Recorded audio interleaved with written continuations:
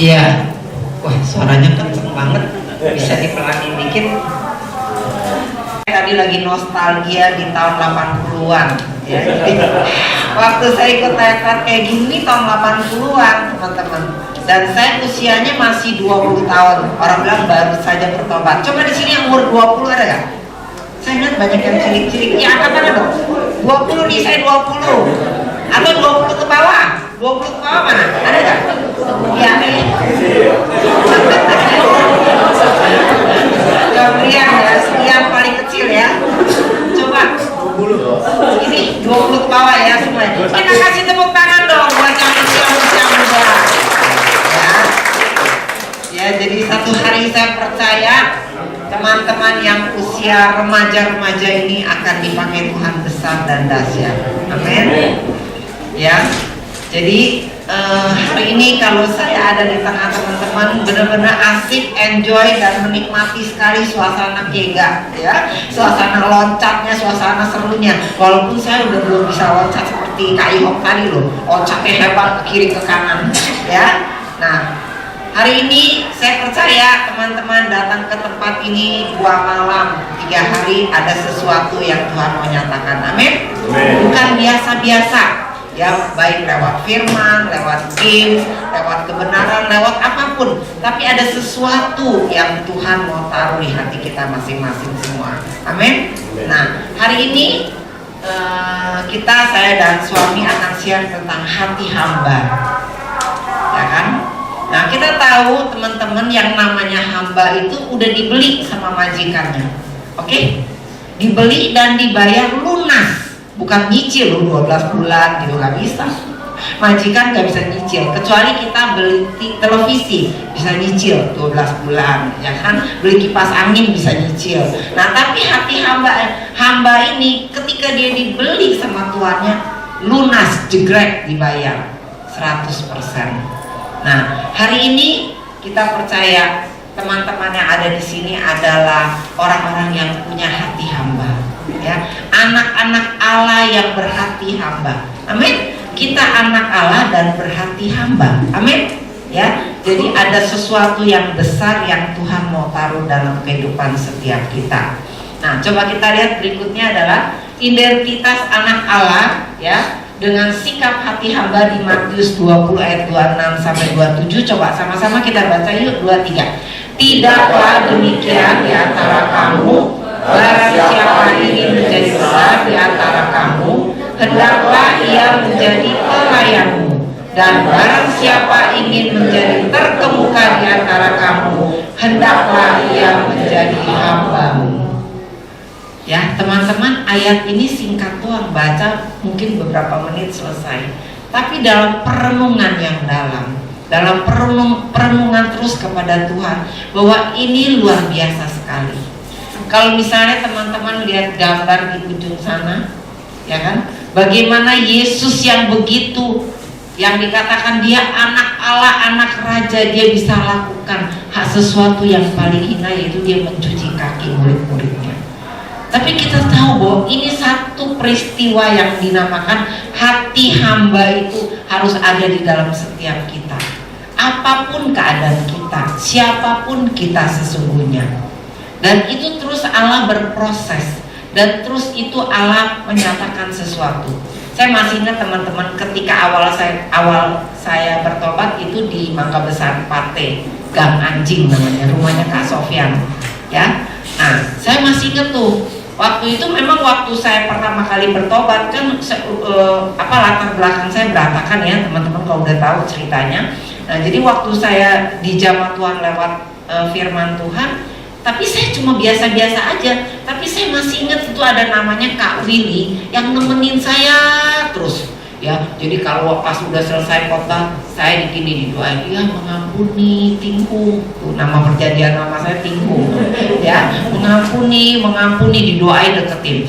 Terus besokannya didoain, dikeramasin kepala saya biar penuh Roh Kudus, ya, penuh Roh Kudus. Tapi tetap aja saya nggak penuh, orang masih benci, masih marah gitu loh. Nah, saya masih ingat tuh, sampai hari ini Kak Willy juga punya anak buah, saya juga 2. Jadi saya udah lupa tuh siapa yang di depan khotbah, kayak apa, vulgar apa, saya lupa. Tapi saya ingat namanya Kak Willy itu adalah kakak pembina saya yang melayani saya dari baby. Ya, saya dari orang namanya lahir baru kan kayak baby kan. Saya masih ingat waktu itu saya baru umur setahun. Jadi setahun bertobat ya, baru penuh Roh Kudus, baru juga dibaptis, jalan masih sempoyongan. Si Kak Willy yang tepuk-tepuk saya, ayo Tikung, kamu melayani anak, kamu pasti bisa, kamu pasti bisa. Hah, melayani anak gimana ceritanya gitu ya. Dia yang support saya dan dia yang nemenin saya sampai terus saya bertumbuh dan bertumbuh gitu loh ya. Nah, jadi setiap kita itu berhak memimpin sampai batas Anda bersedia melayani ya. Jadi artinya siapakah orang yang tadi Kak Willy yang melayani saya itu, dia yang berhak memimpin saya. Karena dia terus menuntun saya. Dari saya bayi, saya nggak bisa apa-apa, saya mulai makan makanan keras, sampai saya suka rujak, suka asinan apalagi ya. Udah bebas semuanya karena saya sudah dewasa rohani. Tapi saya masih ingat Kak Willy itu adalah orang yang pertama yang melayani saya ya. Nah, terus berikutnya kita lihat apa? Prinsip yang pertama dalam hati hamba adalah prinsip Bethlehem. Jadi cerita Bethlehem ini udah bukan cerita biasa-biasa ya teman-teman. Ini kalau saya merenungkan kelahiran Tuhan Yesus ya, itu benar-benar oh Tuhan, dia anak Allah, anak yang besar, anak raja. Mestinya di Bethlehem itu disiapkan satu hotel bintang 5, bahkan 5++, ya satu ruangan VVIP buat kelahiran sang juru selamat, ya kan, secara pikiran manusia kita. Tapi kita lihat Yesus lahir di tempat yang paling hina. Dan yang paling saya terpesona lagi, saya umurnya udah 62 tahun teman-teman, belum pernah saya besukin satu bayi di kandang domba sekalipun. Saya mau tanya, pernah gak Kak Hari besukin bayi? Nggak, belum pernah kan? Nah, saya juga belum pernah. Jadi di situ kita lihat teladan Yesus yang luar biasa. Dia memberi contoh, memberi teladan bahwa mulailah dari apa yang ada padamu. Ya, teman-teman di sini punya apa? Punya 2 tangan, oke?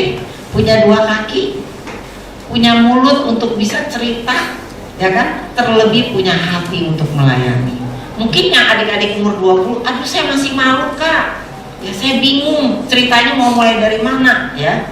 Oke, nggak apa-apa, intinya mulailah dari apa yang ada padamu. Karena Yesus sudah memberi contoh, dia lahir di kandang yang paling hina, dia lahir di tempat yang tidak layak, tapi dia ingin mengerjakan perkara yang besar buat kita. Nah, berikutnya adalah tidak menuntut apresiasi ya, tapi penuh pengabdian dan panggilan Tuhan. Jadi kalau bicara panggilan Tuhan ini saya masih ingat. Jadi saya pertama kali melayani pelayanan anak itu memang benar-benar kandang Bethlehem. Ya, waktu itu kan di Gang Anjing itu. Jadi rumahnya Kak Sofyan mulai penuh, akhirnya banyak kurcaci, udah lebih dari 10. Nah, kita kontrak rumah, beberapa rumah ya, dari rumahnya Kak Sofyan itu. Nah, yang punyanya rumah tuh namanya juga Gang Anjing. Yang punya rumah itu pria banyak anjing teman-teman. Singkat cerita, aku setiap minggu pagi itu ya, cekrokin itu nya si Bobby itu ya kan, terus habis itu ngepel. Saya masih ingat tuh, saya sama Kak Sam sama Kak Egileo ya, terus Kak Sam bikin bangku bakso tuh kan, bangku bakso yang pakai kayu tuh, triplek di pantek. Nah, itu kita mulai dari situ pakai bangku kecil waktu itu ya. Nah, jadi saya melihat apa yang ada, yang sebenarnya saya tuh kalau disuruh ngangkatin itu saya geli banget, dan saya juga nggak suka sama anjing. Sampai hari ini saya bilang jangan ada anjing di rumah saya. Nah, tapi karena saya mau belajar memberi, dan apa yang ada pada saya ini saya beri, yaitu saya mulai dari situ ya. Tapi tidak sampai di situ teman-teman. Jadi dengan berjalannya waktu, saya tuh karena dengar Kak Willy aja, jadi karena dia yang nyuruh saya untuk pelayanan anak, jadi saya datang kalau di roster, kan ada roster tuh ya, minggu ke-1 timbung, minggu kedua off nggak ada, minggu ketiga timbung lagi, baru saya datang. Kalau enggak saya nggak mau datang ya. Terus melayani juga gak ngerti, karena memang saya nggak suka sama anak-anak. Saya tuh kalau ngeliat anak-anak banyak terus dia lari kiri kanan kayak serikaan gitu, kepala saya puter, pusing gitu ya lihatnya ya, gimana gitu. Saya nggak suka sama anak-anak ya. Jadi saya melayani dengan tidak apa adanya, bukan apa adanya gitu ya. Nah, singkat cerita satu hari Tuhan izinkan saya harus kena sakit tipes teman-teman, dan beberapa bulan saya tidak datang ke gereja waktu itu.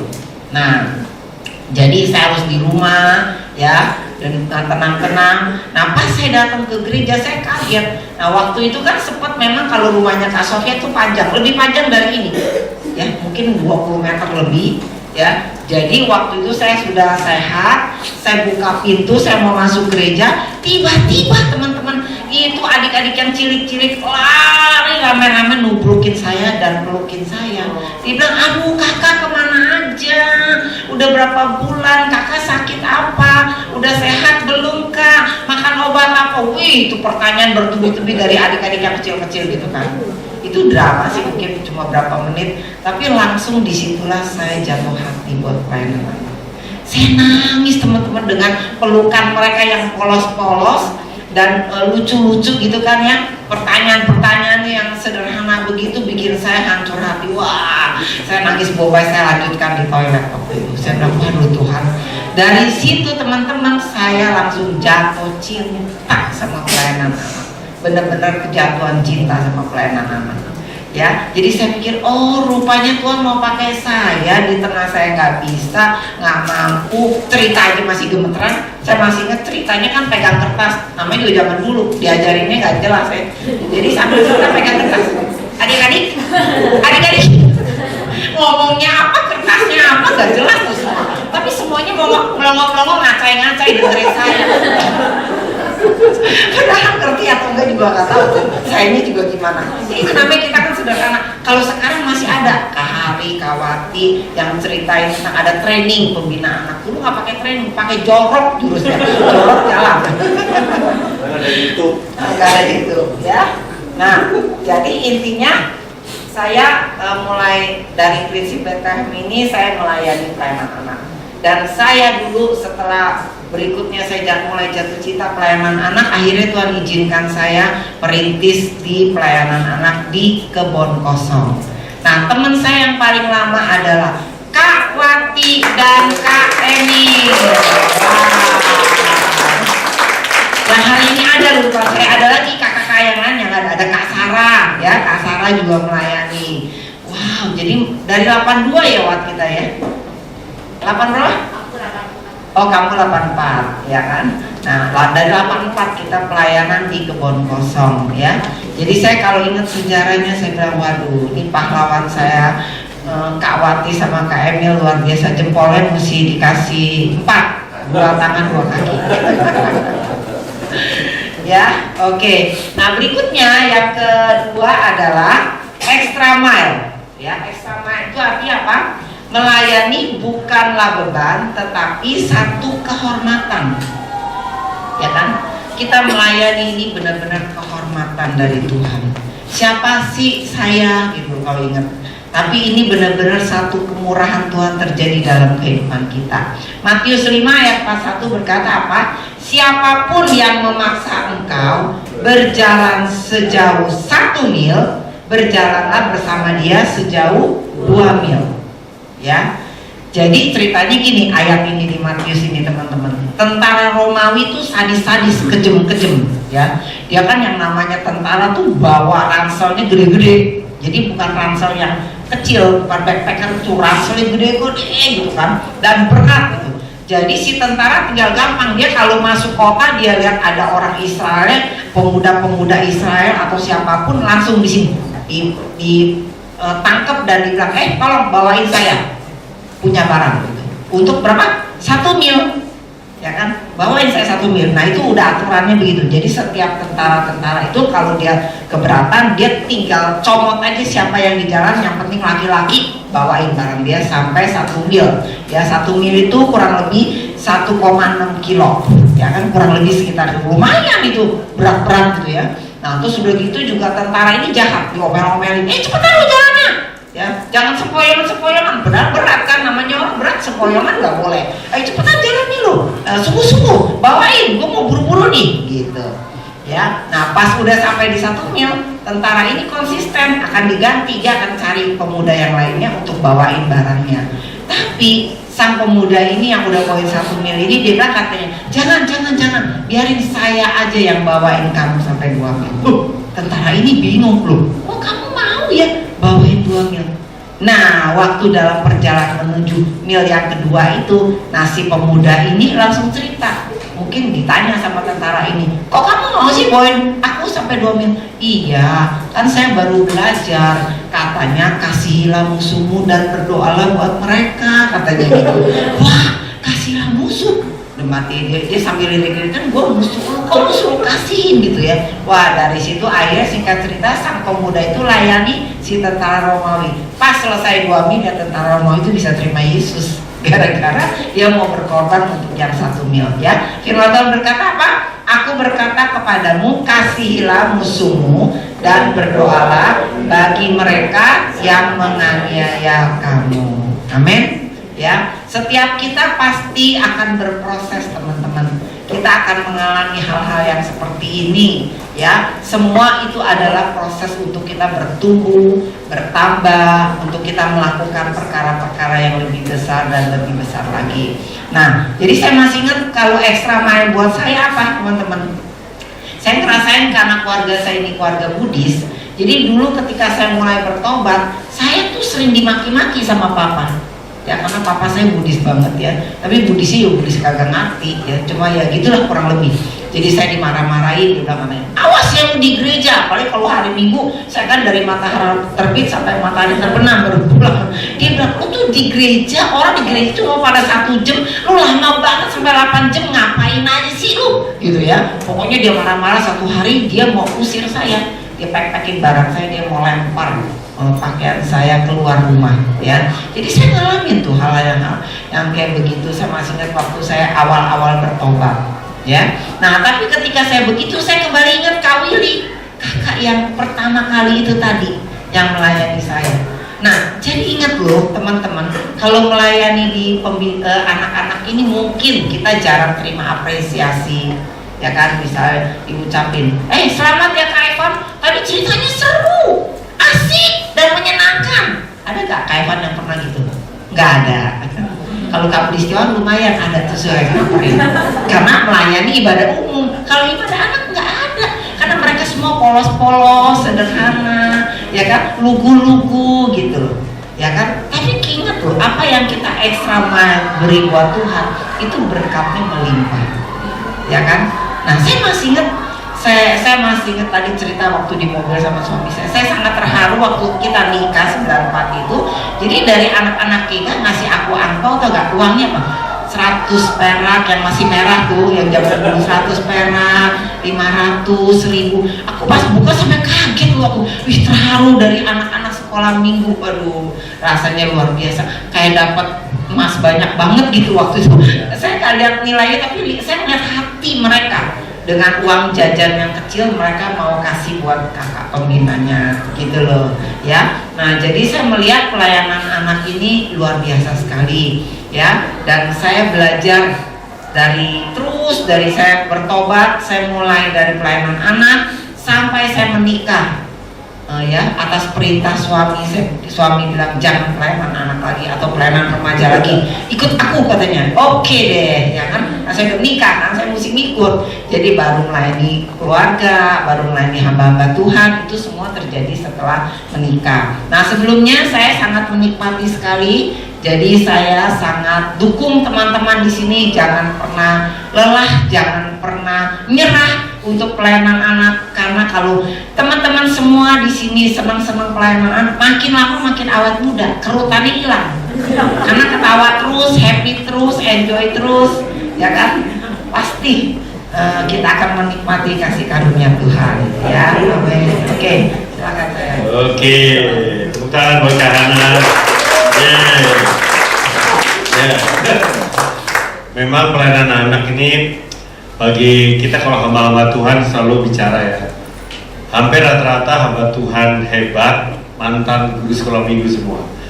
Karena pasti kalau dia khotbahnya bagus, belajarnya dari guru sekolah minggu, jadi pembina anak. Karena kalau pendeta yang khotbahnya jelek, hampir saya yakin juga nggak pernah jadi guru sekolah minggu. Kalau dia khotbah ngantuk, berarti kalau sama anak-anak mah udah kabur semua anak-anak kalian, udah gelisah semua kalau kamu khotbah yang nggak benar kan. Pasti belajar menarik, belajar interaktif, anak-anak harus diajak begitu kan. Ya itu membuat modal besar bagi seorang pengkhotbah ke depannya kan. Jadi saya melihat selalu dengan mata iman buat pembina anak ini kamu bakal nanti jadi orang yang bisa dipakai dahsyat. Iya, di hadapan Tuhan pasti kau dipakai lebih lagi. Nah, sekarang kita mau, kalau extra mile saya apa? Saya masih ingat dulu saya udah full time staff, saya kerja biasa kan kita office hour. Tapi waktu itu hari itu benar-benar orang pada pulang dan saya masih lembur. Sendirian lagi, saya nggak sadar sendirian dan tiba-tiba saya mau pulang udah malam gitu ya. Tiba-tiba pemimpin saya baru keluar juga, ternyata dia di dalam, saya nggak sadar tuh. Dia keluar, saya mau pulang. Udin, lu pulang? Iya, ini mau pulang kak. Waduh, saya bisa minta tolong nggak ya? Minta tolong apa ya kak? Ini ada kerjaan, dikasih kerjaan saya. Kapan nih mesti selesai kak? Besok jam 9 boleh nggak taruh di meja saya? Saya tahu kerjanya itu minimal 8 jam baru beres. Ini udah jam 7 malam ini. Besok jam 9 mesti ditaruh di meja kakak. 8 jam itu minimal. Dalam hati saya kagak tidur dong. Terus yang pertama masalahnya adalah ini bukan kerjaan saya. Kerjaan itu kerjaan teman saya udah pulang duluan. Dan saya malang betul hari itu satu-satunya yang ada di situ. Dan nggak bisa lempar lagi kan, semua udah pada pulang kan. Jadi saya udah tahu diri, waduh mesti gua deh kerjain. Dan saya bilang, bisa minta tolong pun? Iya, siap kak. Udah, oke sampai besok ya. Udah gitu aja. Udah langsung saya makan, saya mandi, saya lembur. Benar-benar sampai jam 6 pagi baru selesai. Belum tidur. Terus dia bilang jam 9 mesti diriak. Oke, jam 6 tanggung ya, saya tungguin. Jam 9, jam 10 sampai jam 5 sore kagak nomor kakak itu. Aduh, namanya saya ngapain kok saya pagi-pagi tadi. Terus pas mau pulang, biasa jam 5 kakak itu baru datang. Bud, jangan pulang dong, mana kerjanya? Ada kak? Dia lihat. Oke, jam berapa Bud kamu taruh di meja saya? Dia nanya. Kak, jam 6 kak, kalau ada CCTV kakak boleh cek kak? Saya bilang, jam 6 kak, kalau nggak ada CCTV jam dulu, malaikat tahu kak. Jam 6 saya taruh di meja kakak. Dia lihat, terus dia peluk saya. Makasih ya Bud ya, sorry kemarin cuma ngetes dulu aja katanya. Begitu aja saudara. Saya sih dalam hati saya nggak masalah mau beneran kek, mau dites kek. Tapi puji Tuhan saya lulus ujian gitu. Dan bulan depannya saya diangkat jadi direktur misi. Nah itulah, saya baru tahu itu. Jadi karena apa? Ya dia mau lihat orang yang totalitas untuk Tuhan ya. Dan kebetulan hari itu memang saya diuji. Dan saya nggak tahu itu semua yang menjadi proses hidup saya. Nah eksternal gini karena udah dilatih begitu ya kita udah nggak pernah pusing ya. Bahkan saya kalau ditanya, Bud melayani lebih suka ini atau suka itu? Kak, saya nggak belajar melayani karena kesukaan. Kalau kakak nanya suka ini apa suka itu, pelayanan itu kesukaan kan? Saya pernah belajar suatu hari, saya tuh disuruh pemimpin tuh harus bikin tulisan. Bikin artikel, bikin apa gitu ya, nulis. Saya paling nggak suka nulis, mau ngomong aja gitu, nggak suka nulis. Nulis paling sebel lah, karena dulu Praja Mengarang paling nggak suka. Jadi saya nggak suka nulis, tapi dia bilang nggak boleh, nolak, mesti belajar nulis. Terus saya domel-domel dia bilang, Bud, melayani bukan hobi. Kalau suka nggak suka itu hobi namanya. Melayani itu tanggung jawab. Oke, saya belajar nulis. Nulis dikasih ke dia, coret, ganti. Coret-coret, ganti, bisa sampai puluhan kali. Tapi saya masih kan artikel pertama yang saya keluarin di majalah, waktu itu kan punya majalah. Aduh seneng banget, bisa jadi juga gitu. Tapi saya belajar, saya nggak belajar ngeluh, saya belajar totalitas, saya belajar, itu semua saya dididik. Ya mungkin sekarang nggak sampai sekeras itu, tapi saya waktu itu memilih dididik keras dalam kepemimpinan dan pelayanan karena saya tahu saya orang yang gampangan. Papi itu cincai, sembarangan. Saya nggak dapat proses hidup saya dalam orang tua, pola asuh keluarga saya nggak begitu. Makanya waktu saya masuk pelayanan, saya bilang sama kakak saya, Kak, boleh nggak didik saya supaya saya jadi orang benar? Karena saya merasa hidup saya nggak benar gitu. Nah, itu kan keputusan hati ya. Nggak semua orang mau soalnya. Digembleng aja baper mundur dari pelayanan, gitu nggak? Ditegur sedikit baper luar, kan gitu banyak orang gitu. Kalau saya bilang, Kak, gembleng aja saya mau jadi Kak. Saya malah gitu. Makanya mau nangis-nangis kayak apa saya nggak mundur. Karena saya udah pilih untuk hidup saya mau diubah. Nah, ini semua keputusan hati ya. Kalau kamu mau jadi orang besar, semua mau diproses besar juga. Amin. Kalau kita anak gampangan ya nggak jadi apa-apa lah, betul nggak? Jadi buat saya pelayanan anak ini pelayanan yang tulus, polos, karena kita nggak bisa dapat sesuatu yang mungkin dapat benefit langsung. Anak-anak bisa apa sih ya? Mungkin orang tuanya masih bisa ya, tapi anak-anaknya sendiri mau polos-polos aja gitu sama kita. Pemain umum ya itu bisa aja ada apresiasi dari orang-orang kepada kita dipuji kalau kita oke sama mereka. Tetapi pelayanan anak ini benar-benar hati yang tulus ya, prinsip Bethlehem tadi dan Israel. Nah kemudian kita masuk prinsip ketiga dari hati hamba adalah ternyata Tuhan mau lebih lagi. Ketika belajar hati hamba, seorang hamba ya, itu tadi udah bilang dibeli lunas. Kalau saudara jadi hamba waktu dibayar lunas itu sudah sadar kamu nggak punya hak apapun buat hidup kamu sendiri. Kamu sudah milik Tuhan, sepenuhnya hidup terserah Tuhan. Jadi benar-benar kalau ngerti prinsip ini, sebetulnya dia nggak perlu khawatir juga buat hidupnya, karena tuannya yang akan ngatur segalanya buat hidup dia. Dia nggak berhak buat ngatur dirinya sendiri, bahkan otomatis semua masa depannya di tangan tuannya. Dia mau makan apa, tuannya pasti sediain, ya kan? Dia mau tinggal di mana, tuannya juga pasti sediain. Dia nggak akan khawatir lagi kalau dia ngerti kuncinya. Tetapi kalau orang yang memaksakan maunya ini, maunya itu, waduh, benar-benar jadi hamba itu penderitaan banget. Nggak bisa ini, nggak bisa itu, nggak bisa planning, nggak bisa apa. Kenapa? Nggak ada masa depan. Masa depannya di tangan Tuhan. Tuhannya semua apa? Kok baru kerjain, gitu kan? Saya nggak pernah punya planning buat hidup saya. Wah, itu benar-benar totalitas. Tapi kalau mengerti, ya malah tenang aja kalau gitu. Hidup saya udah diatur sama Tuhan saya. Tuhan saya udah segala-galanya buat hidup saya, oke? Dan saya juga segala-galanya buat kehendak sang Tuhan saya. Jadi yang paling penting kita belajar menyerahkan hak-hak keinginan kita. Mari kita baca sama-sama 2, 3. Barang siapa mempertahankan nyawanya, ia akan kehilangan nyawanya, dan barang siapa kehilangan nyawanya karena aku, ia akan memperolehnya. Nah, kata di sini yang dipakai kata nyawa. Menurut teman-teman, apa maksudnya arti nyawa di sini? Yuk, siapa mau coba jawab? Barang siapa mempertahankan bla bla bla bla, ia akan kehilangan bla bla bla bla itu. Apa itu nyawa? Coba diskusi sama sebelahnya dulu. Menurut kamu nyawa apa? Contoh aja, contoh. Kalau nggak ngerti artinya, mungkin kasih kata apa ganti. Dikasih kata ganti apa? Barang siapa mempertahankan apa itu akan kehilangan apa itu? Silakan, saya coba saya taruh sebelahnya. Apa itu contohnya? Apa? Apa? Hidup. Apalagi lebih tajam? Apa? Hak. Apalagi? Jiwanya. Apalagi? Napasnya.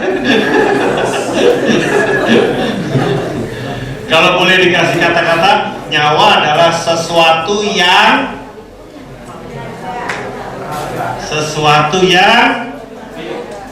paling berharga dalam hidup. Nyawa yang hidupmu, tapi intinya apa? Yang paling kau hargai, yang paling kau pentingkan. Apa yang paling kau hargai dan pentingkan dalam hidup? Setiap orang pasti beda-beda. Saya merasa hidup saya berarti bila begini. Coba sekarang tanya sama sebelahnya, kamu merasa paling berarti kalau kamu bla bla bla. Ayo, coba cerita sama sebelahnya. Nah itu nyawanya dia. Saya paling berharga, merasa paling berarti, merasa hidup saya paling oke kalau saya, nah apa itu? Apa? Yuk.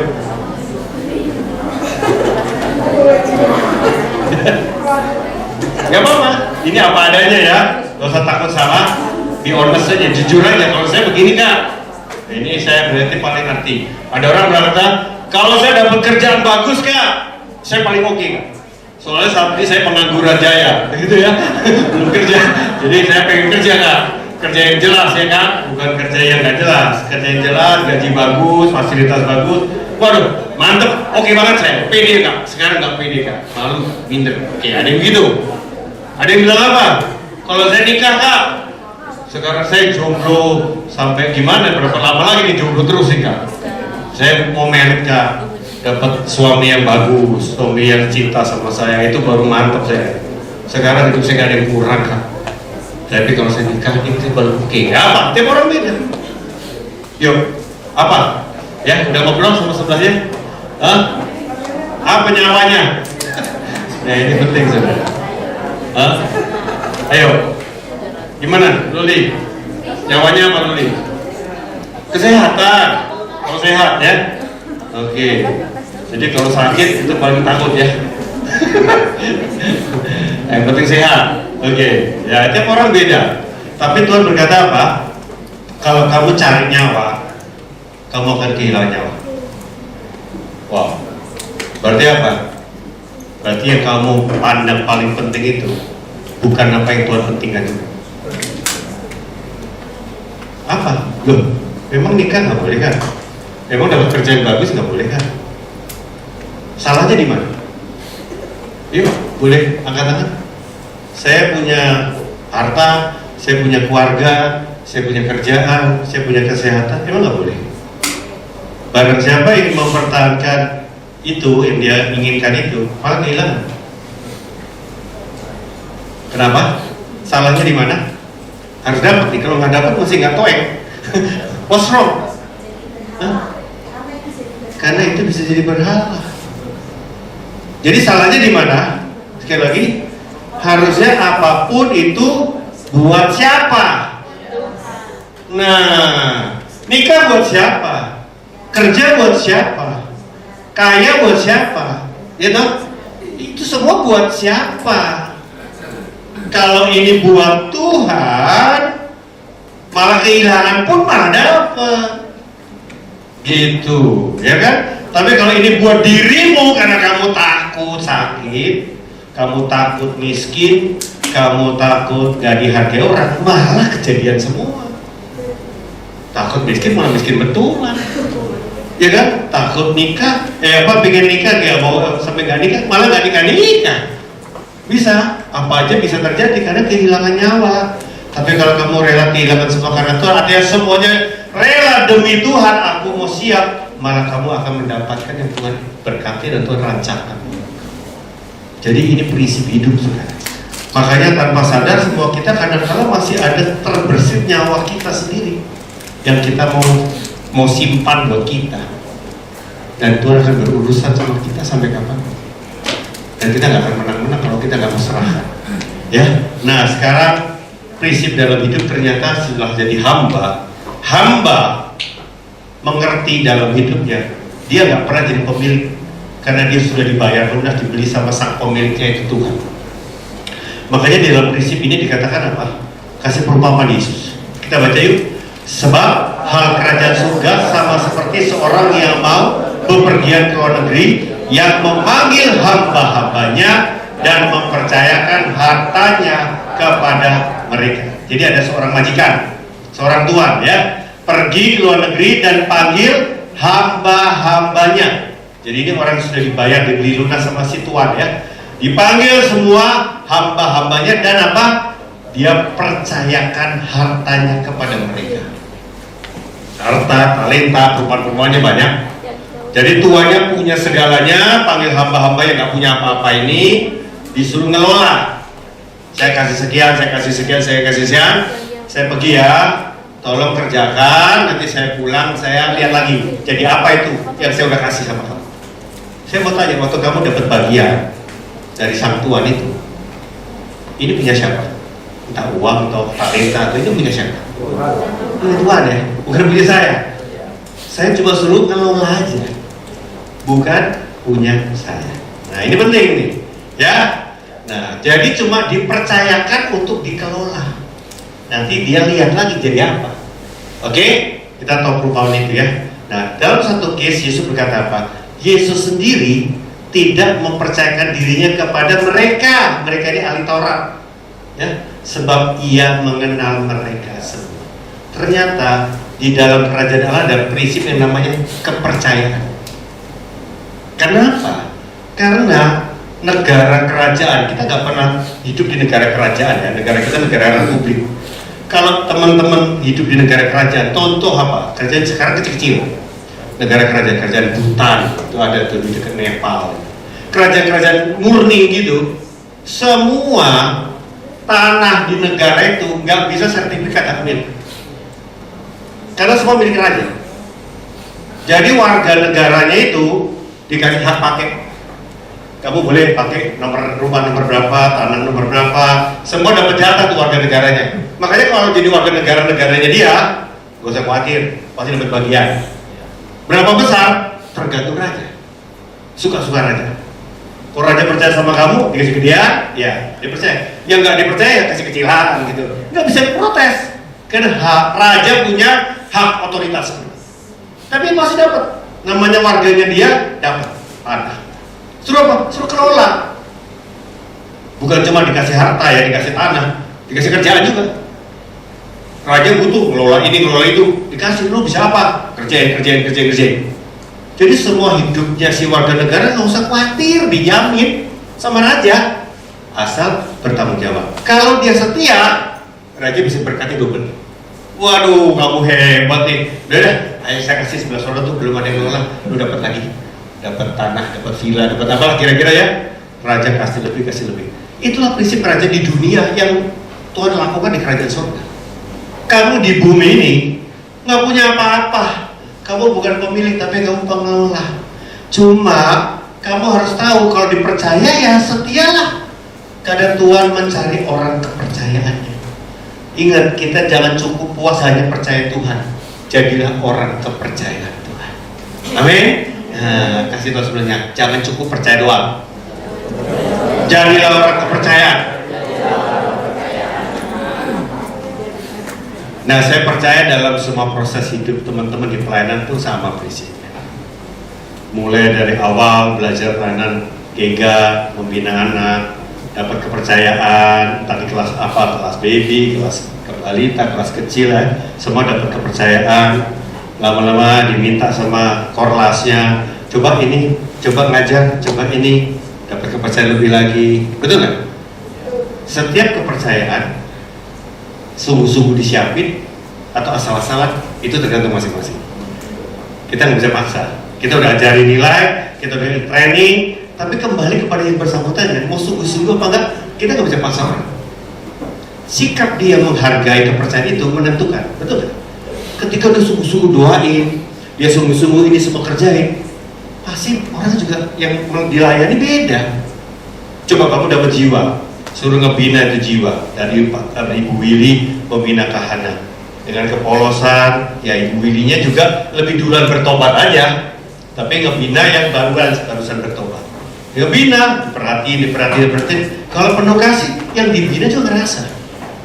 Pernah nggak mungkin dibina orang yang sebelum lama lu gitu, bawaannya gemes ya. Kakak mau bina saya apa enggak sih kak? Kalau kakak nggak bersedia juga saya tahu diri kan. Kayaknya gue diomel-omelin terus. Kayaknya nggak ada hati gitu ya. Ya kan? Orang ngerasa tuh. Kita yang lainnya tahu nggak? Coba kalau kamu doain orang, doain anak-anaknya, kamu dapat anak-anak tiap di kelas kan ada nama anak-anaknya. Sederhana deh, didoain nggak? Nama-nama demi nama itu, anak-anak itu. Ya ada yang doain, juga yang mungkin enggak ya, nggak tahu ya tiap orang hati orang ya.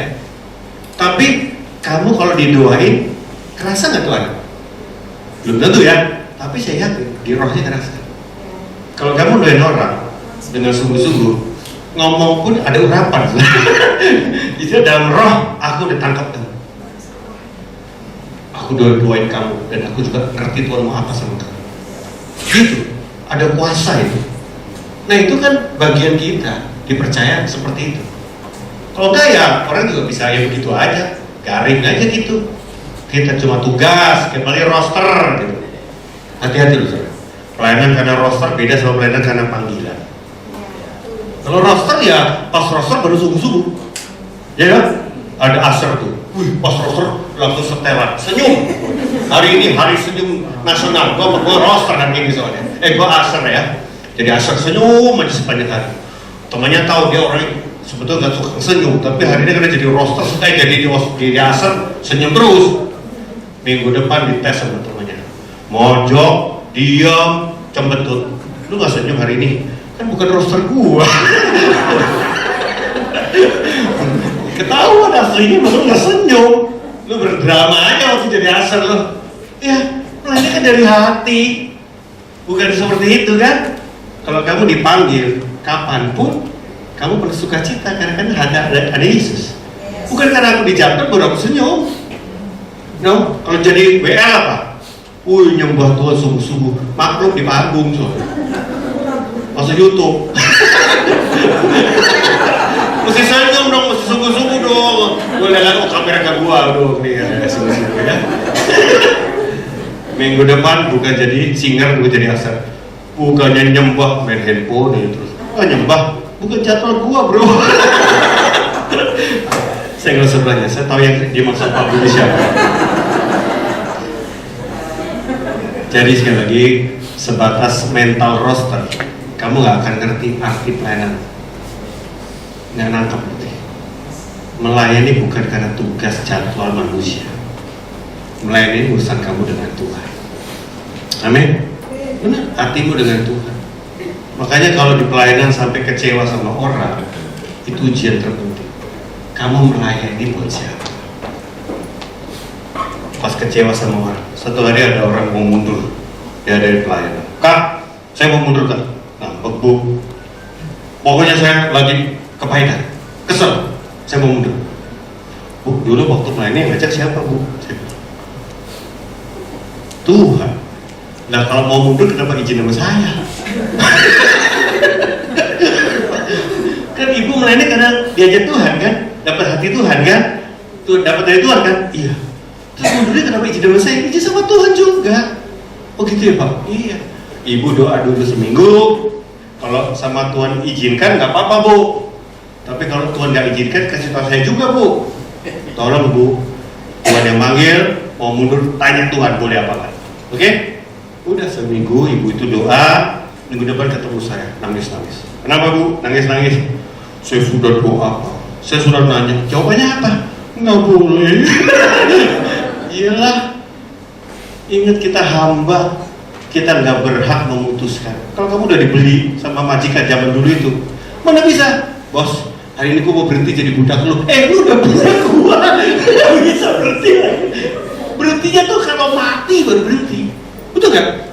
Seorang budak kalau dibayar lunas sama dibeli itu, berhentinya jadi budak dia. Kalau dia kita mati baru berhenti, saudara. Kecuali memang ada majikan yang membebaskan, itu udah kemurahan lah, dibebasin dalam waktu tertentu, aku bebaskan kamu jadi orang bebas, itu bisa juga. Tapi kalau enggak, ya terserah majikan, nggak bisa mundur lagi. Makanya kalau hari ini saya suka bingung ada orang mundur, ngerti nggak sih pelayanan itu apa? Panggilan sama Tuhan atau manusia? Ini penting lah, kita urusan hati sama Tuhan. Nah oleh sebab itu hari ini kita belajar Yesus saja yang empunya langit dan bumi, benar-benar pemilik. Tapi dia berkata, mari kita baca 2-3. Hendaklah kamu dalam hidupmu bersama menaruh pikiran dan perasaan yang terdapat juga dalam Kristus Yesus, yang walaupun dalam rupa Allah tidak menganggap kesetaraan dengan Allah itu sebagai milik yang harus dipertahankan, melainkan telah mengosongkan dirinya sendiri dan mengambil rupa seorang hamba dan menjadi sama dengan manusia. Jadi dia pemilik aja, dia bilang tidak menganggap kesalahan dengan Allah itu sebagai milik yang harus dipertahankan. Dia kasih contoh, dia nggak pertahankan, dia mau turun ke dunia jadi manusia, bahkan hamba. Bukan manusia bos, raja, tapi hamba. Wow, luar biasa. Makanya Yesus rela sampai dia mati bahkan di kayu salib buat kita semua. Nah, dalam hidup setiap saat kita ini, saya mau kita belajar yang namanya menyerahkan hak. Karena kita orang berdosa, kita banyak luka, kita banyak hal-hal yang masih ego dalam hidup kita. Urusan proses kita mengikuti Yesus ini, kita harus belajar yang namanya menyerahkan hak. Kita tahu kisah ini kisah apa? Siapa? Abraham dan Ishak. Abraham kan nggak punya anak ya, tapi Allah kasih janji bapak banyak bangsa. Bagaimana banyak bangsa? Anak satu nggak punya, tapi Tuhan bilang dia harus beriman, diproses, ya. 25 tahun dia beriman ya, ngucapin itu angka-angka, bintang di langit sebanyak itu anak saya, pasir di laut sebanyak itu. Akhirnya muncullah satu anak ini. Ini anak mujizat, anak ajaib. Tapi godaan berikutnya, ini jadi anak yang terlalu disayang. Betul? Karena ini anak mustahil, anak mujizat. Sayangnya minta ampun. Ujian berikutnya, anak ini lebih penting anak ini atau Tuhan? Maksudnya di situ. Semua dalam hidup yang kau penting nyawa itu bisa jadi penghalangi karena itu bukan Tuhan. Ini anak bisa jadi segala-galanya buat si Abraham. Satu hari Tuhan mau beresin hati dia. Oke, lu udah terima mujizat, tapi hatimu aku mau uji. Tetap sama aku atau sudah beralih sama si anak itu? Akibatnya apa? Dikasih tes. Tolong besok sembelih anak ini di Bukit Moria. Bisa bayangin kalau kita jadi orang tuanya kan? Bisa. Betul nggak saudara? Ngeri loh perintahnya loh. Zaman dulu memang korbankan domba, tapi Tuhan bilang apa? Tolong korbankan anakmu sendiri. Wih, itu perintah benar-benar itu. Saya percaya waktu Abraham terima perintah itu, hancur dia, hancur total dia. Gua harus taat itu perintah. Makanya dia udah datang ke Bukit Moria itu udah nangis terus sepanjang jalan. Si Ishak bingung, papa biasanya nyembah Tuhan senang sukacita, hari ini nangis melulu. Apa yang nonton drakor kali ya? Atau habis gimana gitu? Terus Pak, ngomong-ngomong dombanya kenapa keluar di bawah ya Pak? Dombanya di mana? Bisa jawab? Gak bisa jawab. Dombanya lu lagi. Gak bisa sudah. Sampai di Bukit Moria, barulah dia kasih tahu, nah kamulah yang jadi korban. Dua-duanya harus menyerahkan hak. Dia menyerahkan anak kesayangannya, Ishak menyerahkan dirinya sendiri. Itulah lambang Bapa dan Yesus. Bapa rela menyerahkan Yesus mati, dan Yesus pun rela hidupnya boleh mati di sana. Persis kan?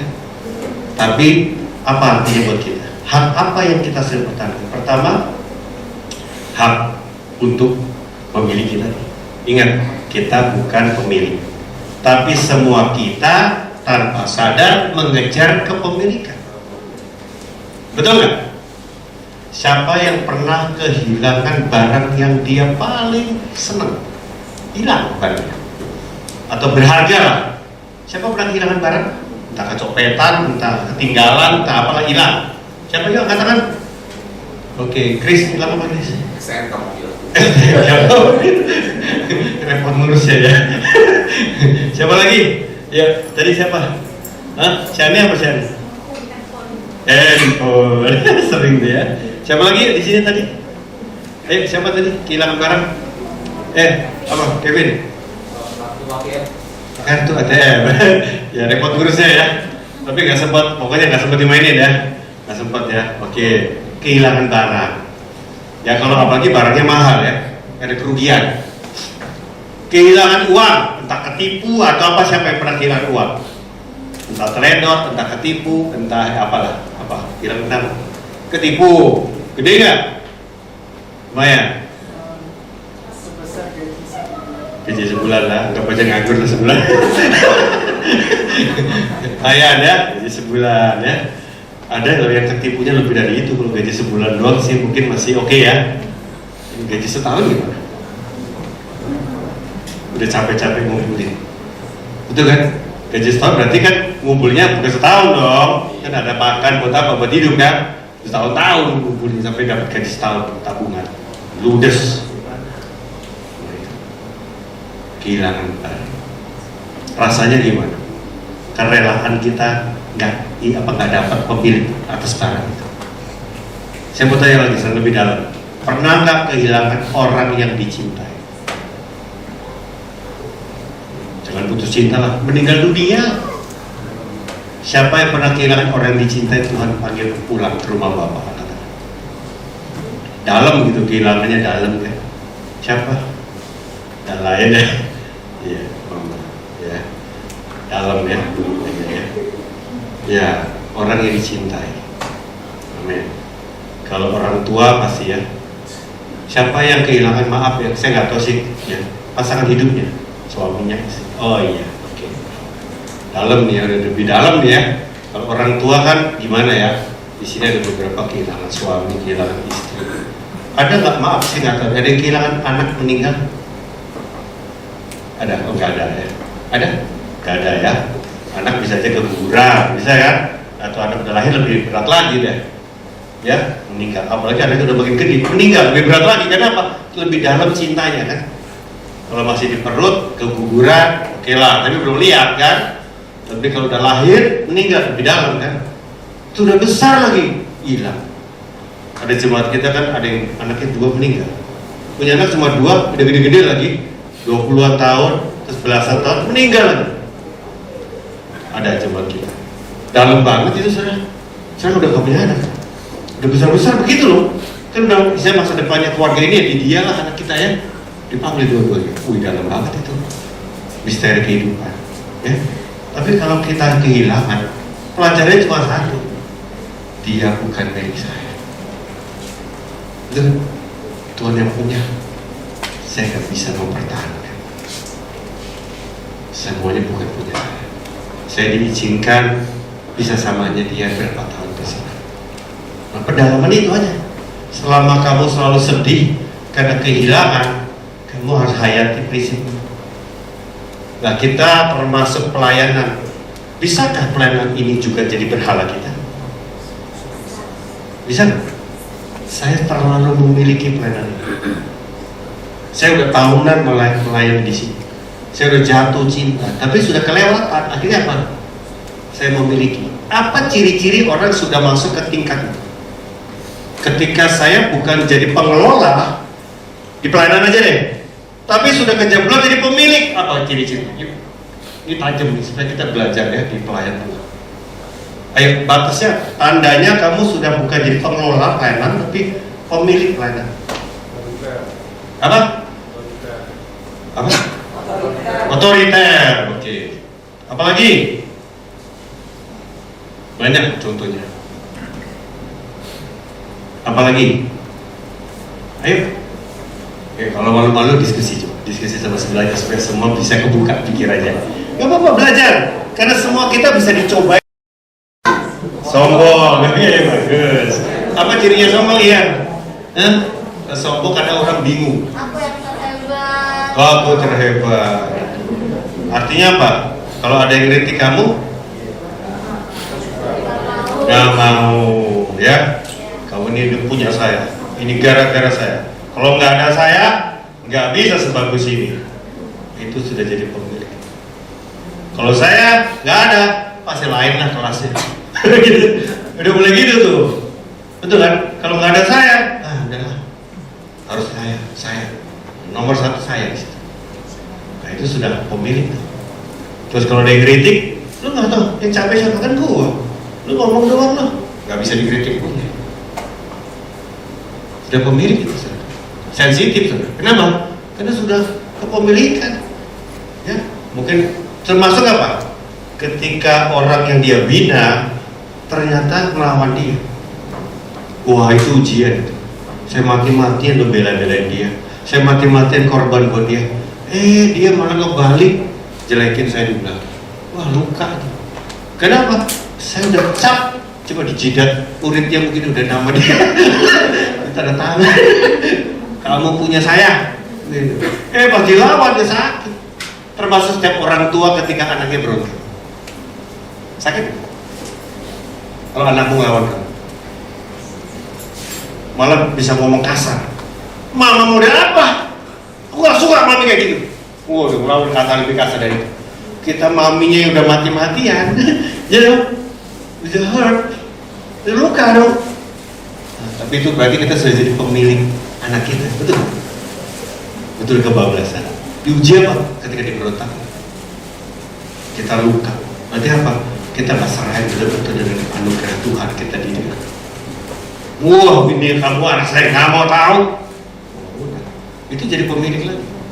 Pemilik pelayanan, pemilik jiwa, pemilik apapun. Hak memiliki. Berikutnya apa? Hak untuk dihargai.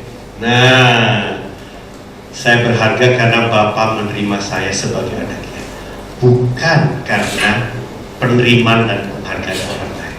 Jadi hak untuk dihargai ini akan diuji lewat apa? Memang kamu nggak dihargai orang. Dalam hidup banyak hal kita bisa dapat ujian itu. Kita yang paling korban, tapi kita yang paling disalahin. Bisa nggak? Bisa. Betul nggak? Kita yang paling korban, orang lain yang malah dipuji. Wow, ya kan? Waduh, kok nggak gue, tapi nggak kelihatan. Yang dilihat orang. Di pelayanan banyak ada yang suka nongol, kalau ada yang lebih terkenal, yang di belakang nggak ada yang lihat, tapi yang paling kerja keras. Nggak dipuji sama kan? Nggak dihargai sama kan? Bisa nggak iri hati? Bisa. Di situ hak untuk dihargai karena pernah kita lagi nyetir baik-baik, tiba-tiba ada orang buka jendela teriak dari mobilnya, goblok. Salah apa? Pernah nggak digituin? Hah? Siapa yang pernah? Hah? Siapa yang pernah disemprot orang? Hah? Supir mikrolet, supir bajaj, nggak tahu ya? Ada aja gitu. Apa salahnya? Kenapa dia bawain ini bawa buru-buru kita ini omel-omelin? Nah itu kan simple. Tapi kalau begitu aja emosi, ini kamu nggak menang di sini. Hak untuk dihargai. Sekali lagi, semua keberhargaan kita diuji lewat apakah kita mau terima. Kalau ternyata kita nggak dihargai orang, ini penting. Di situ diuji banget. Ketika kita nggak habis-habisan, terus nggak ada yang menghargai kita. Wow, saya masih ingat dulu Kak Sam, dia bilang, ya itu tadi bersihin kotoran, bersihin apa. Dulu Sabtu, dia cerita ya, Sabtu kadang-kadang udah duluan kerja bakti, ya rame-rame kerja bakti, beresin ruangan, besok minggu pagi udah dipakai.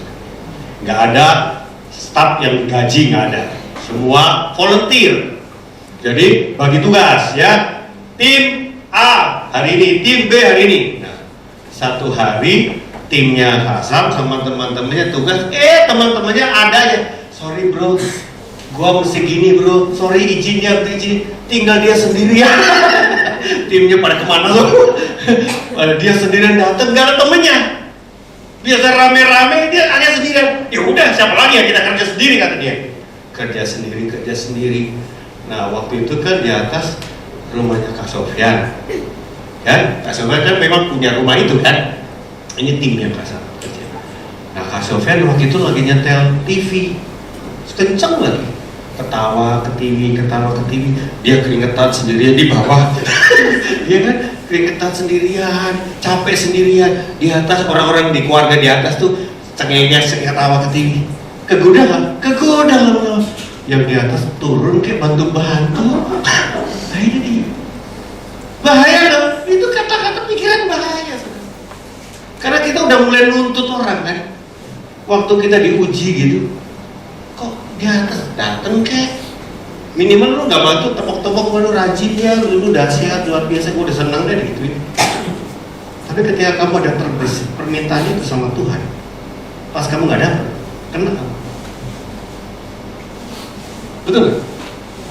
Digoda kan? Apalagi bantu-bantu kek, 15 menit lah. Bantu-bantu, nggak formalitas juga nggak apa-apa. Minimal gue nggak sendirian bete gini, ditinggal teman-teman semua pada ada yang pacaran kayak begini. Sabtu malam soalnya dia mulai nangis, marah, kesel. Saya diuji. Tiba-tiba ada suara yang dia dengar, hambaku, siapa yang kamu layani? Sederhana pertanyaan, hambaku, siapa yang kamu layani? Terus dia lihat Yesus yang tergantung di kayu salib. Siapa yang kamu layani? Nah itu. Ternyata kita layani manusia, kita kecewa. Yang kita reni Tuhan yang telah mati buat kita. Ya, dia bertobat, ampuni saya Tuhan. Saya pengen dihargai. Ternyata saya hari ini diuji. Hak untuk membalas. Kamu benar disalahi.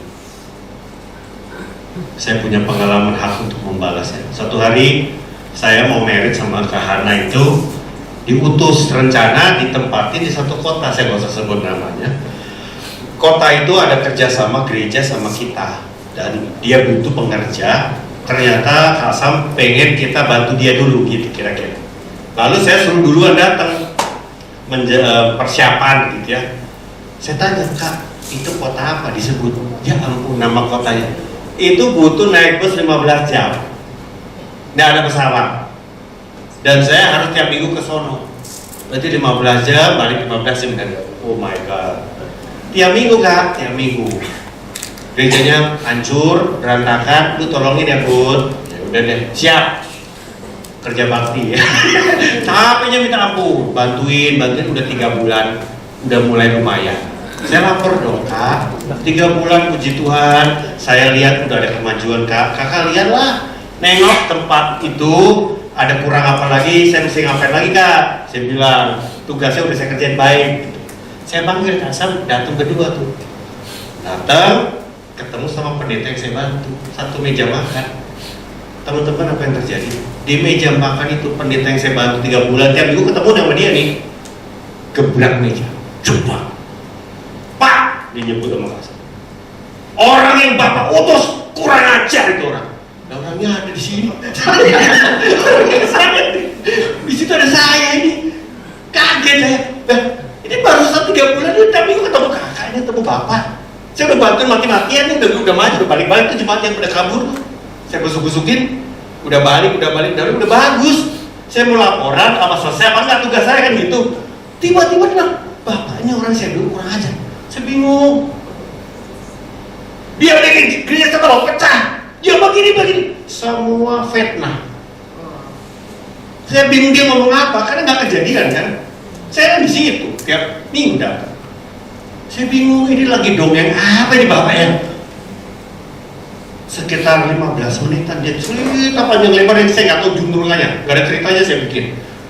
Saya mau nanya deh teman-teman, seandainya teman-teman ada di kursi panas saya waktu itu, apa reaksi?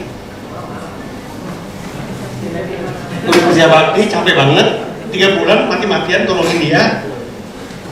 Terus saya difitnah begitu depan pemimpin saya lagi, mau lagi laporan selesai tugas. Dan saya tiap minggu juga kasih laporan yang memang seperti apa adanya. Dan ini udah kita udah final gitu, udah selesai apa ditambah lagi di itu kan. Tiba-tiba dibalik semua hancur tuh cerita. Semua dibalik. Pokoknya gereja udah berantakan lah kira-kira begitu. Saya kan bingung, aduh my god Tuhan. Nah coba kira-kira, coba Lim, kalau jadi saya di kursi panas saya tuh kira-kira lu ngapain? Yuk Lim, ya Pak Lim, gimana? Diapain tuh Bapak itu? Nah, diapain?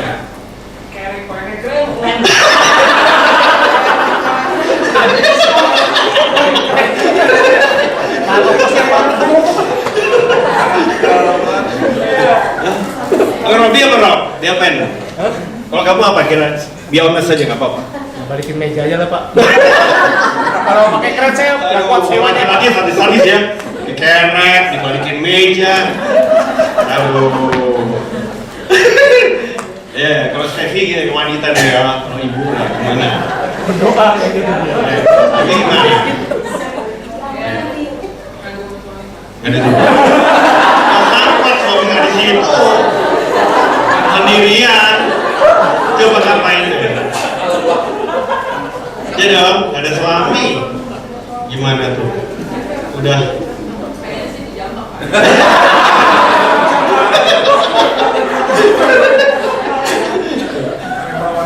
Wah sadis-sadis ya pembina kayak gitu. Jawabannya lunak dikit dong, Steffi. Kalau saya sih nangis dulu ya Kak, nangis ya, ya. Pedih hati digituin ya, nangis gitu kayak gitu ya. Aduh, tapi hari itu saya kan doa, Tuhan, sambil Bapak tuh ngomong saya udah nggak bisa masuk, omongan dia udah nggak bisa masuk kan, nggak ada yang benar kan. Saya doa sama Tuhan. Tuhan, saya mesti ngapain? Karena saya pasti ditanya sama atasan. Saya nggak bisa jawab lagi. Kan itu gak bener semua. Terus gimana depan dia tuh, gimana saya bisa berkutik gitu? Saya mesti ngapain Tuhan? Tuh kasih ayat tuh. Budi ada ayat yang mana hari ini Tuhan? Saya bilang, kalau kamu ditampar pipi kanan, kasih apa Budi? Kasih tangan kiri.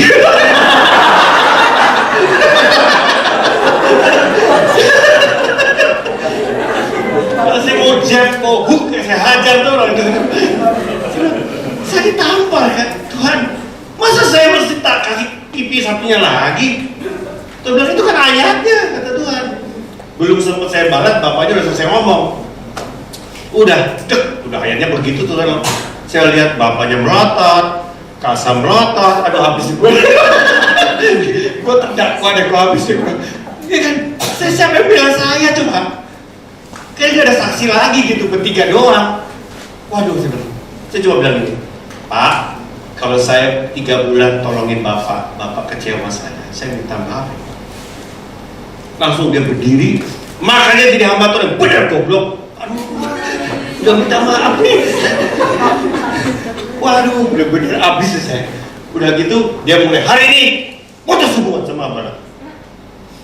Aduh, kita ditinggal berdua, saya gak terima kasar. Kak, pulang ke hotel. Udah gak bisa makan tuh, capcay semua gak bisa kemakan. Udah pesen kan, tapi udah saya gak bisa makan deh. Udah pulang aja deh Kak. Saya pergi jalan berdua, di jalan kaki ke hotelnya dekat sama restoran. Budi ada apa cerita dong? Kakak mau percaya mana? Orang itu apa cerita saya selama ini? Kalau kakak percaya sama saya ajak kakak besukin jemaat. Supaya kakak dengar apa yang terjadi di gereja ini. Semua baik kan? Jemaatnya pada seneng kan? Itu bapak nggak tahu mesti ngomong, saya nggak ngerti bapak itu lah. Tapi saya baru tahu ternyata kita pinjemin duit, intinya kamu balikin sama dia. Kita kan tolongin dia juga, bukan cuma tenaga saya. Dia butuh ini, butuh itu, kita kadang kasih pinjaman lah ya waktu itu. Saya masih ingat tuh dana misi, waktu itu kita ada keperluan, tapi karena bapak itu minta-minta tolong, udah kasih tolong dia. Saya tahu ujungnya dia nggak mau balikin itu duit. Oke kakak, tiba-tiba saya dapat sukacita yang luar biasa. Bahwa ayat itu saya alami di tempat berpikir kasih minta. Saya nggak salah. Begitu. Tapi memang dalam banyak situasi, kadang di banyak proses kita disalahin, kita juga ada salahnya juga sih. Betul gak sih?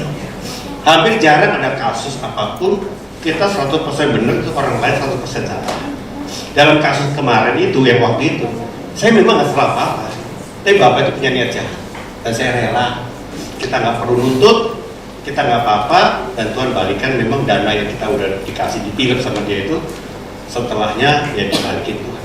Saya baru tahu setahun berikutnya waktu saya ngobrol sama teman-teman pendeta, Budi sama dia, wah dia udah nipu banyak orang. Baru tahu itu saya gitu. Jadi saya baru tahu bahwa memang pendeta itu nggak benar hatinya. Tapi nggak apa-apa. Hari itu saya dapat pelajaran bahwa Tuhan mau saya ngalami proses itu. Amin. Berapa banyak saudara pernah mengalami ayat atau prinsip di tempat pipi kiri kasih pipi kanan? Ada? Angkat tangan. Ada? Ada? Ya, saya doain deh supaya pada ngalamin.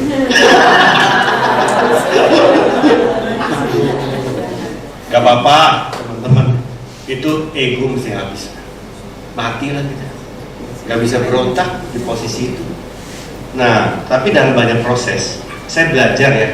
Karena saya dulu backgroundnya suka dimarahin mami, saya cenderung suka ada pembelaan diri.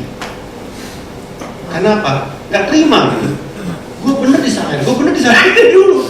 Mami saya perfeksionis, marahin saya.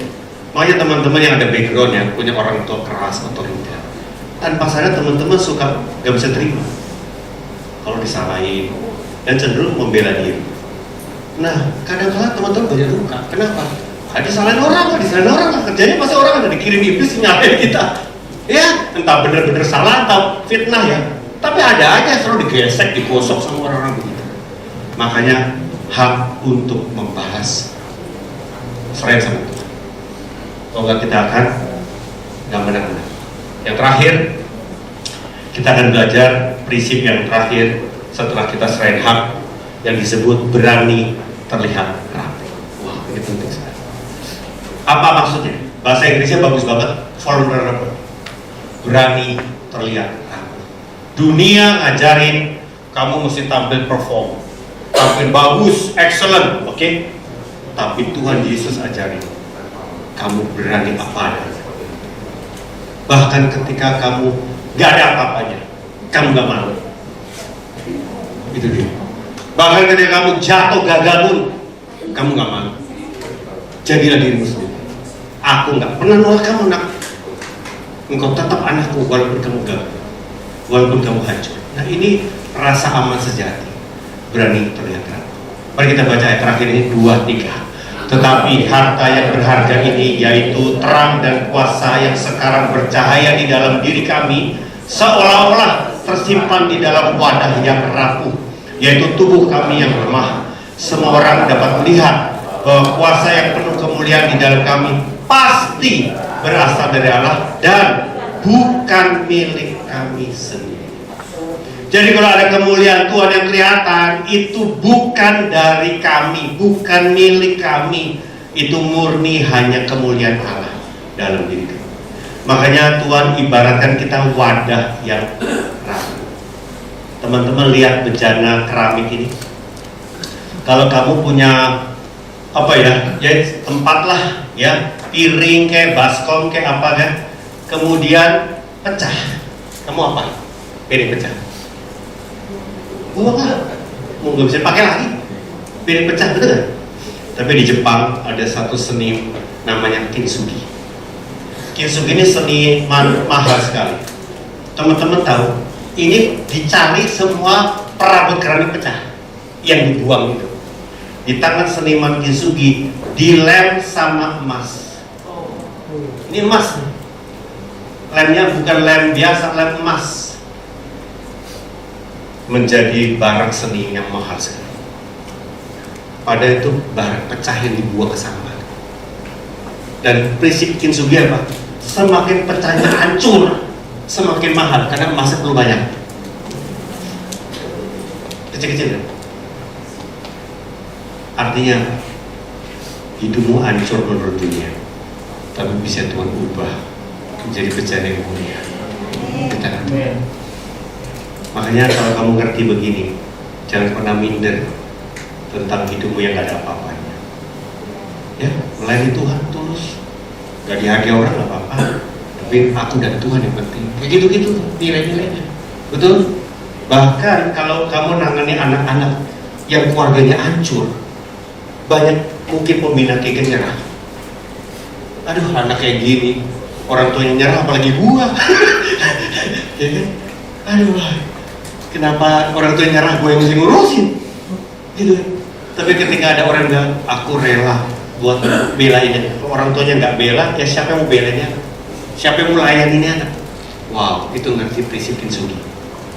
Betapa orang yang hancur ini bisa ditolong menjadi bejana yang mulia. Karena orang-orang yang hancur yang dipulihkan akan jadi saksi Tuhan yang dahsyat. Cuma siapa yang rela capek hati, habis waktu, tenaga buat dia. Itu dia masalahnya. Siapa yang seniman kintsugi yang harus capek dikecil-kecil banget pecahnya, repot kan ngelem juga.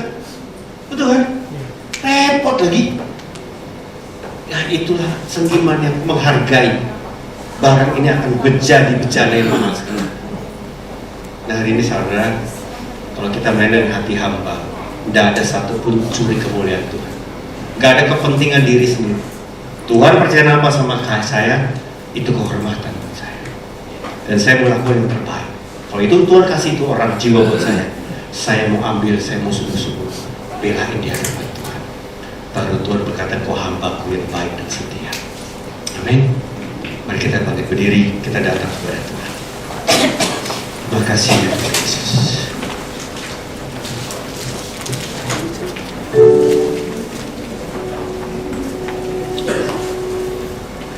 Ku tak tahu bahwa saat ku datang ke dunia, ku tinggal semua.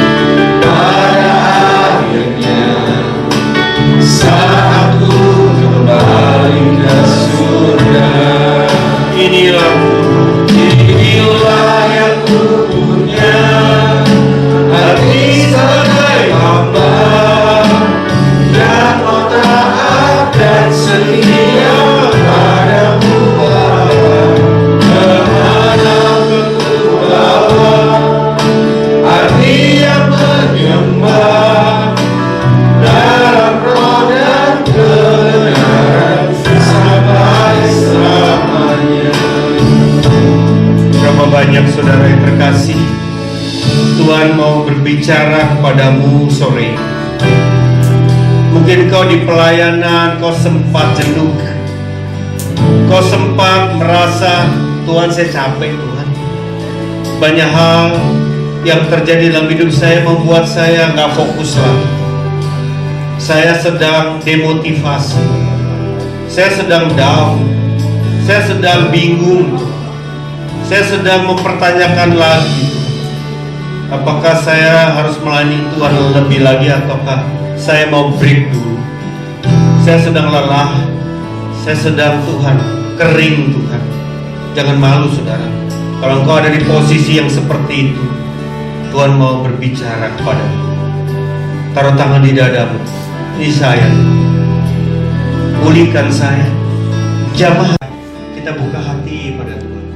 Tuhan, ini saya. Sejujurnya saya butuh alami Engkau lagi. Saya boleh mengerti apa yang Tuhan mau dari hidup saya. Di tengah-tengah persimpangan yang saya sedang hadapi, di tengah-tengah kebingungan yang saya hadapi, Tuhan, mari taruh tangan di dada saya. Bolehkah dengan rendah hati saya jemput teman-teman maju ke depan? Ayo langkah berdiri, maju ke depan. Mari keluar dari kursimu, maju. Kita mau doakan. Kita taruh tangan di dada, jangan malu. Mari maju, maju. Saat ku datang ke dunia, mari teman-teman pemimpin boleh bantu aku. Ku tinggal semua pada akhirnya. Amin. Siapa lagi sudah? Jangan malu. Mari bolehkah teman-teman pelayan pemimpin datang mendoakan saudara kita, teman-teman kita yang sudah. Hati sebagai hamba yang mengampuni saya setia. Kalau banyak tekanan hidup yang membuat saya jadi goyang, punya saya jadi ragu.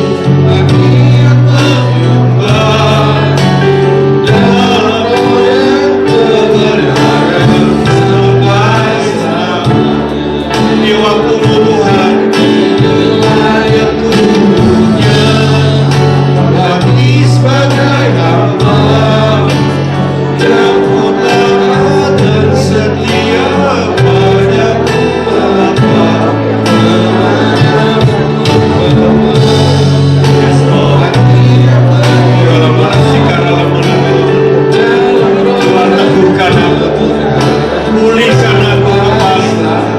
Angkat aku kembali Tuhan. Mari datang pada Tuhan. Yes Lord. Aku mau ngalamin Kau lagi Tuhan.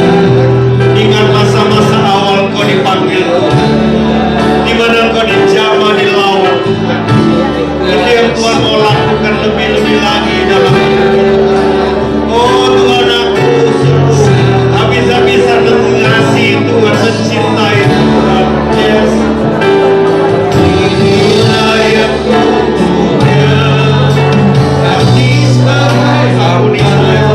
Kalau hati saya sudah Tuhan, ada yang lain, ada yang mengganggu saya.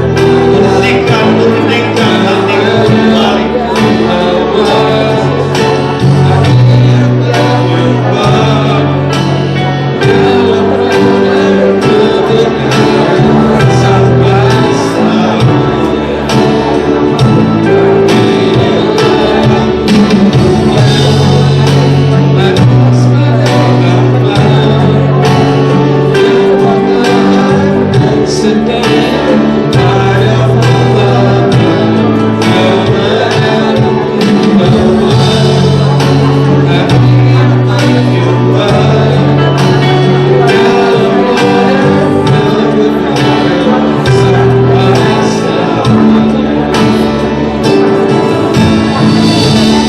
Kasih Tuhan, meteraikan kembali hatiku dengan kasih-Mu Tuhan, dengan panggilan-Mu Tuhan.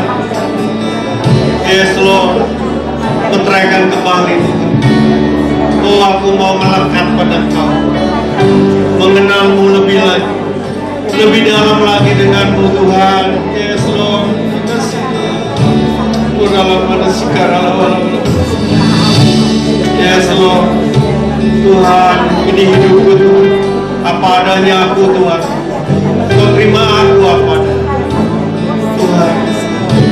segala kekuranganku, kesalahanku, Kau terima dan ampuni aku.